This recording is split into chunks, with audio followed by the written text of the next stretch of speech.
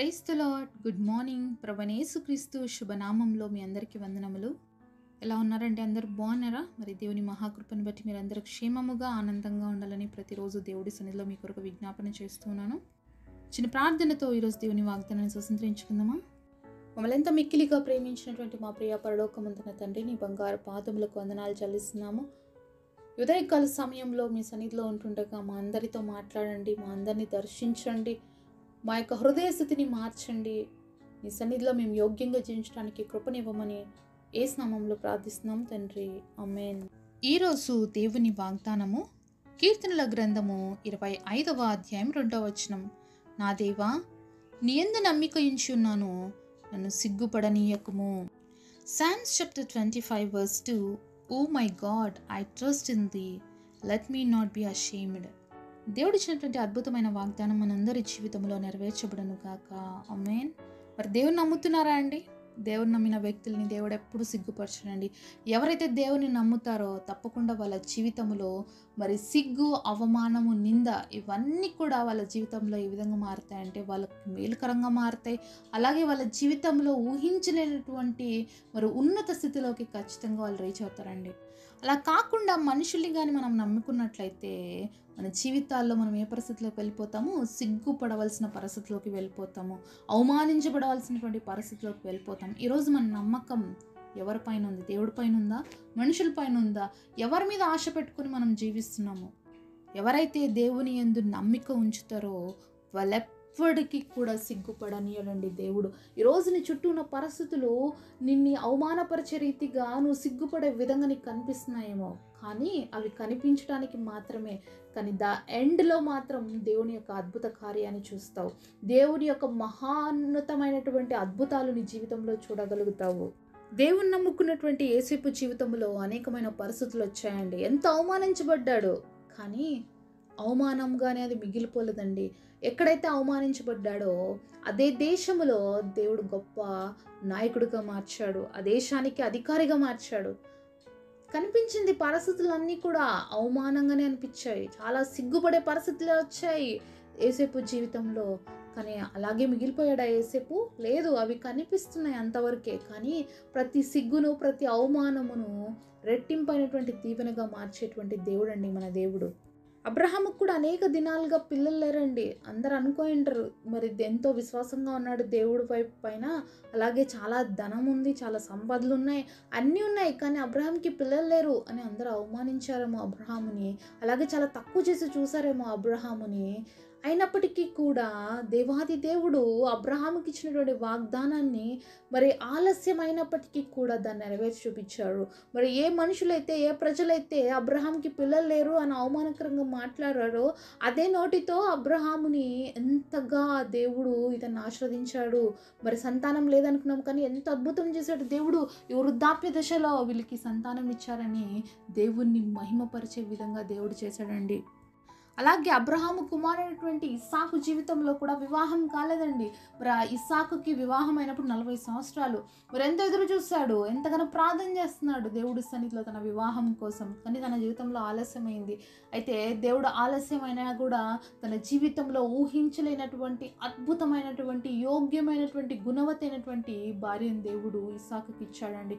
ఆలస్యము జరిగినా, సిగ్గుపడవలసిన పరిస్థితులు వచ్చినా కూడా ఆ పరిస్థితిలో దేవుడు సిగ్గుపరచలేదండి. ఆ దేశంలో ఉన్నటువంటి వాళ్ళు అనుకోండొచ్చేమో, అయ్యో ఇస్సాకు ఇంత వయసు వచ్చింది, ఇంకా పెళ్లి కాలేదే, ఇంకా ఇతనికి పెళ్లి చేయలేదే వాళ్ళ నాన్న అని. కానీ ఆ కానాను దేశంలో ఉండే వాళ్ళని చేసుకోవడానికి అబ్రహాంకి ఇష్టం లేక తన స్వదేశానికి మరి వెళ్ళి అక్కడ నుంచి ఒక వ్యక్తిని తీసుకురమ్మని తన దాసుని పంపిస్తాడు. అయితే దేవాది దేవుడు కృపామయుడు, కనికరం కలిగిన దేవుడు కాబట్టి, అద్భుతాలు చేసే దేవుడు కాబట్టి మరి ఎలియేజర్ దేవుడి సన్నిధిలో ప్రార్థన చేస్తాడు. అయ్యా, నా యజమాని కుమారునికి ఎలాంటి భార్య కావాలో పంపించని ప్రార్థన చేసి కళ్ళు తెరవగానే రిబకా వస్తుందండి.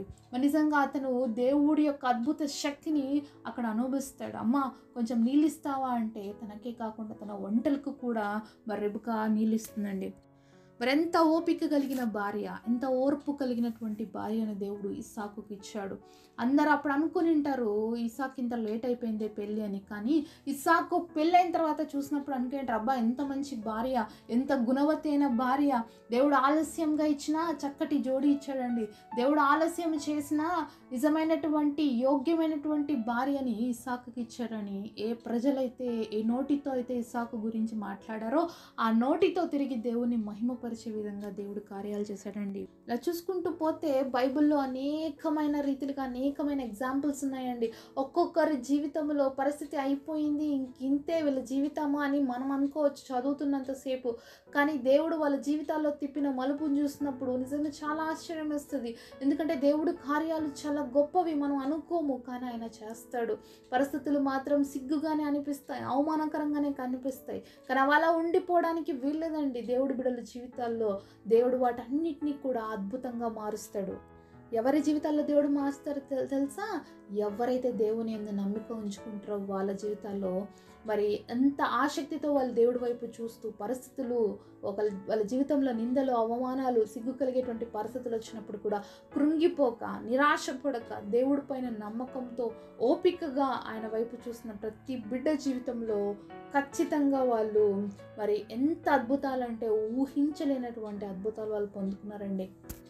మరి ఈరోజు నీ జీవితంలో ఏ పరిస్థితిని బట్టి నువ్వు సిగ్గుగా ఫీల్ అవుతున్నావో, ఏ పరిస్థితిని బట్టి నువ్వు కూడా కృంగిపోయిన స్థితిలో ఉన్నావేమో, ఏ పరిస్థితులు బట్టి ప్రజలందరూ నీ గురించి మాట్లాడుకుంటున్నారేమో, ఏ పరిస్థితిని బట్టి నీ ఇంట్లో వాళ్ళే కాదు నీ చుట్టూ ఉన్నటువంటి ఇరుగు పొరుగు వాళ్ళు కూడా నీ గురించి మాట్లాడుకుంటున్నారేమో, మరి ఈరోజు వాళ్ళందరూ మాట్లాడుతున్నప్పుడు నీకు బాధగా అనిపిస్తుందేమో, నువ్వు కృంగిపోతున్నావేమో. కానీ నువ్వు దేవుడి యందు నమ్మిక ఉంచినట్లయితే నువ్వు కృంగిపోవడానికి వీల్లేదు, సిగ్గుపడడానికి అస్సలు అవసరమే లేదు. ఎందుకంటే నీ దేవుడు ప్రతి సిగ్గును, ప్రతి అవమానమును దేవుని నామానికి మహిమకరంగా ఉన్నతంగా చేయబోతున్నాడు. కాబట్టి కొన్ని విషయాలు నీ జీవితంలో ఇప్పుడు జరగకపోవచ్చు, కొంచెం టైం తీసుకోవచ్చు, ఆలస్యం అవ్వచ్చు, కానీ ఏ నోటితో ఈరోజు అందరు నీ గురించి ఈ విధంగా మాట్లాడుకుంటున్నారో ఆ నోరులే రేపు దేవుని స్తుతిస్తాయి నిన్ను చూసినప్పుడు. ఆ విధంగా చేయటానికే కొన్ని పరిస్థితులు నీ జీవితంలో అనుమతించబడుతున్నాయి. కాబట్టి దయచేసి నీ నమ్మకాన్ని పోగొట్టుకోవద్దు, నీ విశ్వాసాన్ని నువ్వు కోల్పోవద్దు. ఎందుకంటే ఎవరైతే యెహోవా యందు నమ్మిక ఉంచుతారో వాళ్ళని దేవుడు సిగ్గుపడనీయడు. కాబట్టి నువ్వు సిగ్గుపడాల్సిన అవసరం లేదు. నువ్వు నమ్ముకున్న దేవుడు సర్వశక్తిమంతుడు, ఆయనకు అసాధ్యం అంటూ ఏది లేదు, ఆయన ఏమైనా చేయగలడు. నువ్వు నమ్ముతావా? మరి దేవుడి కార్యాలు మనుషులు నమ్ముట కంటే, రాజులు నమ్ముట కంటే యెహోవాను ఆశ్రయించుట ఎంతో మేలు అని దేవుడు వాక్యం సెలవిస్తున్న ప్రకారం నువ్వు మనుషులు నమ్మి ఇన్ని రోజులు అవమానాలు ఎదుర్కొన్నావేమో, మనుషులు నమ్ముకొని నీ జీవితంలో ఇంతవరకు కృంగిన స్థితిలోకి వచ్చావేమో. కానీ ఈరోజు దేవుడు నీతో మాట్లాడుతున్నాడు, నువ్వు ఏ పరిస్థితిలో ఉన్నా నువ్వు నన్ను నమ్ము, నేను తప్పకుండా నీకు సహాయం చేస్తానని. ఇంతవరకు మనుషులు ఏదో సహాయం చేస్తారు, మనుషులు ఏదో నాకు మేలు చేస్తారని కనిపెడుతూ వచ్చావేమో. ఇన్ని రోజులు మనుషుల విషయాలను బట్టి నువ్వు ఓపికగా ఎదురు చూస్తూ వచ్చావేమో, అయినా కూడా నీకు అవమానమే కలిగిందేమో, అయినా కూడా నీ జీవితంలో నువ్వు కృంగిపోవాల్సిన పరిస్థితులు వచ్చాయేమో. ఎందుకంటే మనుషులు నమ్ముకుంటే అలానే ఉంటుందండి. కానీ ఈరోజు నువ్వు దేవుని నమ్ముకున్నట్లయితే ఏ మనుషులు నీ జీవితంలో చేయలేనటువంటి కార్యాలు దేవుడు చూపిస్తాడండి. మనుషులకు అసాధ్యం, కానీ దేవుడికి సమస్తము సాధ్యమేనండి. అబ్రహాం జీవితంలో సైన్స్ చెప్పినట్లయితే ఏం చెప్తా తెలుసా? ఒక స్త్రీ ధర్మం ఆగిపోతే పిల్లలు పుట్టే ఛాన్సే లేదు. మరి దేవుడు చేయలేదా? చేశాడు కదండి. మరి దేవుడికి అసాధ్యమైనది ఏముంది? ఏమీ లేదు. కాబట్టి మరి సైన్స్నైనా దేన్నైనా మార్చివేసేటువంటి శక్తిమంతుడండి మన దేవుడు. కాబట్టి నువ్వు ఏ పరిస్థితి ఉందో ఈరోజు, నువ్వు ఏ పరిస్థితి విషయంలో కనిపెడుతున్నావో, ఏ విషయాన్ని బట్టి సిగ్గుగా ఫీల్ అవుతున్నావో, మరి మనుషులైతే ఆ పరిస్థితిని మార్చలేరు, కానీ దేవుడు తప్పకుండా మారుస్తాడండి. శూన్యంలో నుంచి సృష్టిని కలుగజేసిన దేవాది దేవుడు శూన్యంగా కనిపిస్తున్న మన జీవితాల్లో కూడా అద్భుతమైనటువంటి కార్యాలు చేయగలడు అని నువ్వు నమ్మినట్లయితే దేవుని యొక్క అద్భుత కార్యాన్ని జీవితంలో రిసీవ్ చేసుకుంటావు. నమ్మినట్లయితే నాతో పాటు కలిసి ప్రార్థనలు ఎక్కివిస్తారా? ప్రియమైన యేసయ్య, మీరు మాతో మాట్లాడిన ప్రతి మాట కొరకై వందనాలు చెల్లిస్తున్నాము. ఈరోజు ఇచ్చిన వాగ్దానం ఎంతో గొప్పది అయ్యా. నీ యందు నమ్మిక ఉంచేవారు సిగ్గుపడరు అనేసి ప్రభువా, ఈరోజు మేమందరం కూడా నీ యందు నమ్మిక ఉంచాలని ఆశపడుతున్నాం. ఇన్ని రోజులు మనుషుల్ని, మా జ్ఞానాన్ని, మా సొంత శక్తిని నమ్ముకొని మేము అనేక సార్లు అవమానాలని సిగ్గులు ఎదుర్కొన్నాం ప్రభా. కానీ ఈరోజు మేము నిన్ను నమ్ముతున్నాం. మా జీవితంలో గొప్ప కార్యాలు చూడటానికి ఎవరెవరు ఏ పరిస్థితులు బట్టి ఈరోజు అవమానించబడ్డారో ఆ పరిస్థితులు అన్నింటిలో కూడా వాళ్ళకి తోడుకుంటూ అద్భుతాలు జరిగించి నామానికి మహిమకరంగా పరిస్థితులను చేయమని యేసు నామంలో ప్రార్థిస్తున్నాం తండ్రి. ఆమేన్. ఈరోజు బర్త్డే అలాగే వెడ్డింగ్ యానివర్సరీ సెలబ్రేట్ చేసుకుంటున్న మీ అందరికీ కూడా wish you happy birthday and happy anniversary. God bless.